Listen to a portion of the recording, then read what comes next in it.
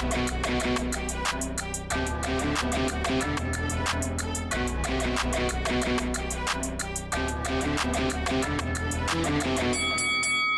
guys, welcome to Boxing Squared for boxing news and views from around the internet. The promotional push for Tyson Fury vs Deontay Wilder 3, the Trilogy bout, is underway again, a month out. Activities to sell this fight to the masses, this third encounter, they are ramping up. So see here on screen, so you've got a press release, and we'll get to some other things, including Tyson Fury, a media day. Deontay Wilder, he's gone on the PBC podcast. Also, Deontay Wilder ramping up his social media activities, including showing his body punching. And that seems to be something that he's going to be targeting in the third fight, but more on that later. So first off, I awoke to this press release in my inbox.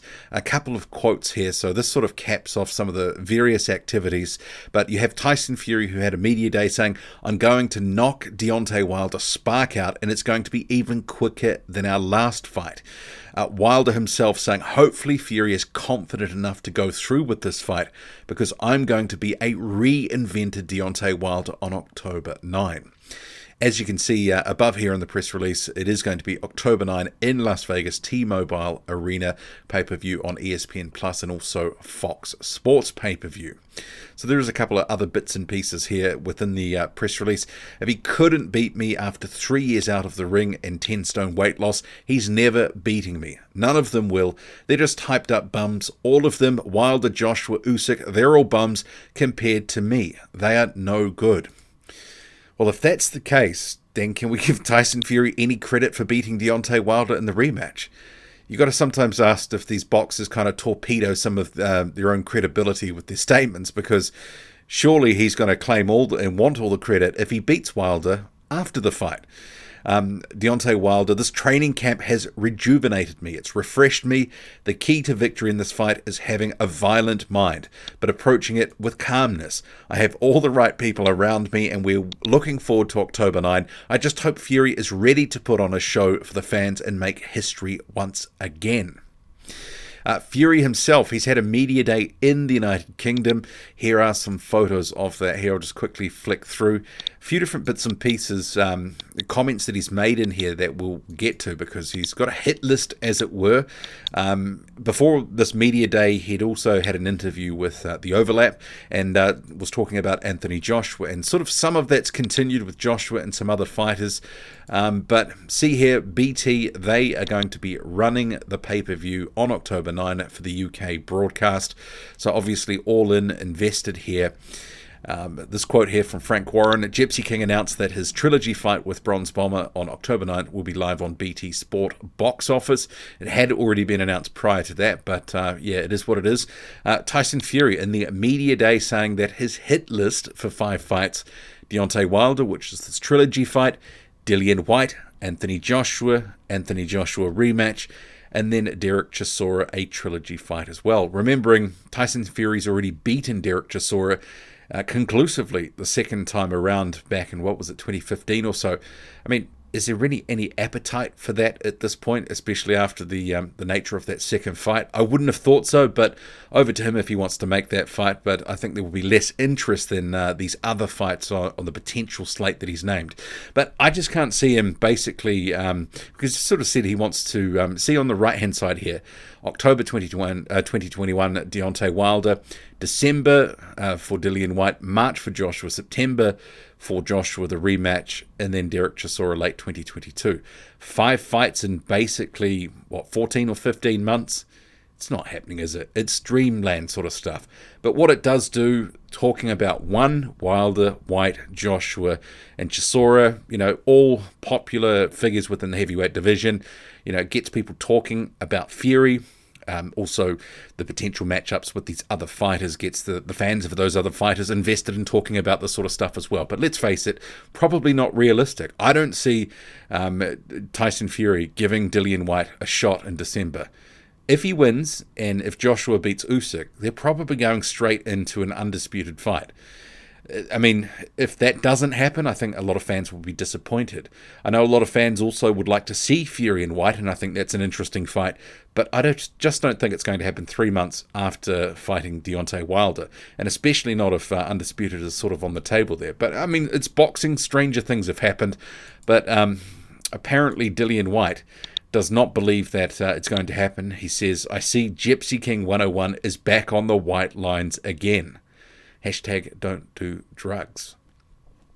Fury also in that media day, and this is a graphic from BT saying, like a fine wine or a single malt whiskey, I'm just getting better with age.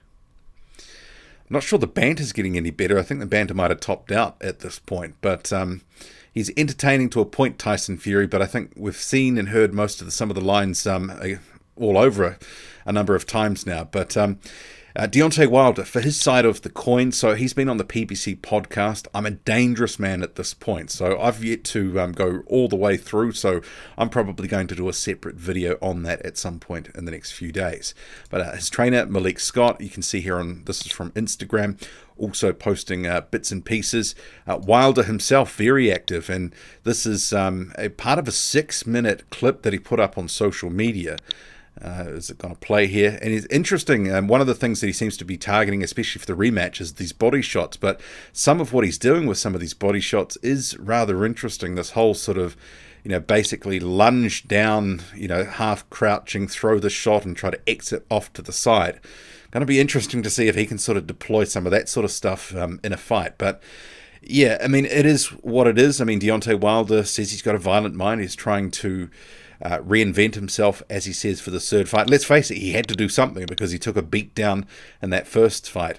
But Malik Scott, his trainer and head trainer at this point, sort of JD's, the long-term head trainer, sort of taken a back seat in this camp, still part of the camp.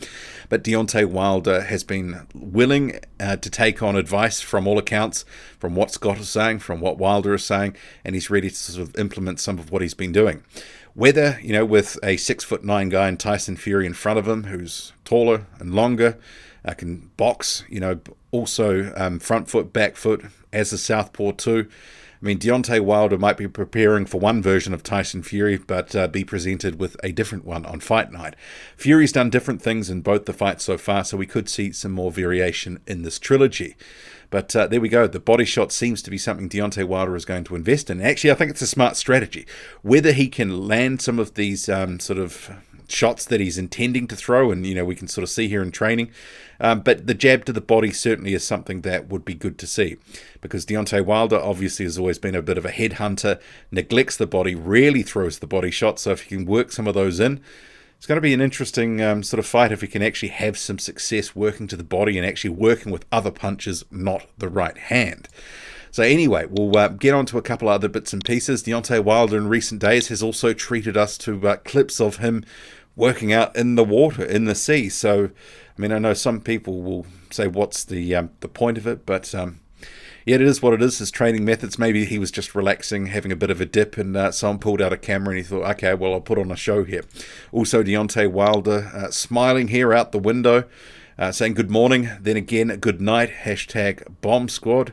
Some of the training sessions him and Malik Scott have been having have been late into the night. And also here, Deontay Wilder jumping on the piano. So what do you make of this? Are you hyped for this third fight? Has the delay sort of piqued your interest and just made you want to see this more? Or are you over it and just waiting for it to be over? I think nonetheless, whichever side of the fence that you're sitting on, I think people won't be able to turn away, that are boxing fans at least, on the night, because anything can happen in the sport of boxing. We've seen that before. Deontay Wilder, with his power and delusion, he could strike with something. It's not out of the realms of possibility. But drop a comment, loud and often. Hit like, hit subscribe, follow me on Twitter, boxing_squared. I'm out.